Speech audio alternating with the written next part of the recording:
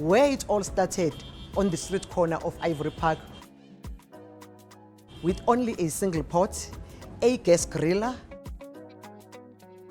a display fridge, and not even a cash register, and just a calculator and a box where you were putting the money in.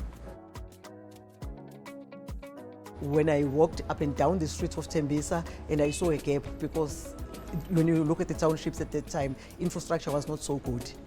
So to say, I can do something here, I can sell something, and what is it that I can sell?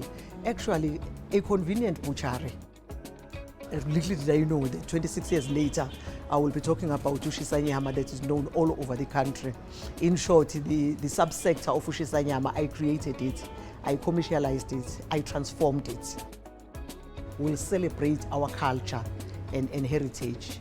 It was the experience that I wanted to sell. What has made it a unique success? We remain true to our brand promise. The promise we're making, Imbizo Shisanyama, is Africa's ultimate braai experience. Are you successful, Mazwane? In what sense? And if I say I'm successful, I'm not looking at just Imbizo Shisanyama as a brand, but I'm looking at the change and what I've created in the subsector of food and beverage. And I will say to you, yes, that is a success, because it's more like Imbizo Shisanyama is a trailblazer. Why I would recommend the F&B? It's something that I have said over and over and over again, and I will continue to say it. For me, with the concept of Shisanyama, which was a new concept back in the 90s, and when I wanted to grow it, most financial institutions, the bank, they were looking at you and saying, what are you talking about? Because number one, you are operating on a container on the side of the road. And at that time, financial institutions, they were still skeptical to come to the townships and invest in the township because of the history back then. And when I approached the F&B, that was different.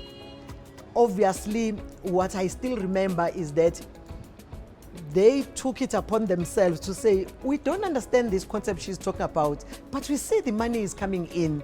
And looking back, I sometimes feel that maybe they wanted to see this corner that is making so much money with the Shisanyama concept and the braai and papu. And when they got here, they saw the container. They saw the movement at the corner. The fact that they drove coming into the middle of the ghetto to see what I was doing. And they saw Shisanyama, they saw the concept. And then they say, okay, let us talk, how can we help you? Obviously, I started telling them, yeah, what I want to do, I want something to formalize it at some point. I don't have money to formalize it. I would recommend the F&B because they took me through the journey. But when they sat down with me, say, how can we help you? Showing them the plan of what I do. That is when they then said to me, okay, they gave me all the kind of products that they have that could assist me to grow the business. And that was the point, that from that point, my business started growing because of the knowledge that they gave me that I did not have at the time, because I was still a young person, you know, around about 35, but with a vision and with a dream. And I always say they saw through that vision. So the mere fact that they were able to take me through the process and also patient enough to show me the products that they have that could assist me, you know, to grow my business, I would recommend F&B to anyone.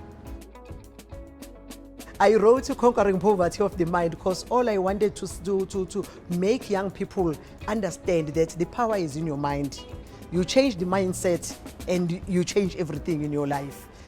Your life is on the path, you know, for growth and prosperity.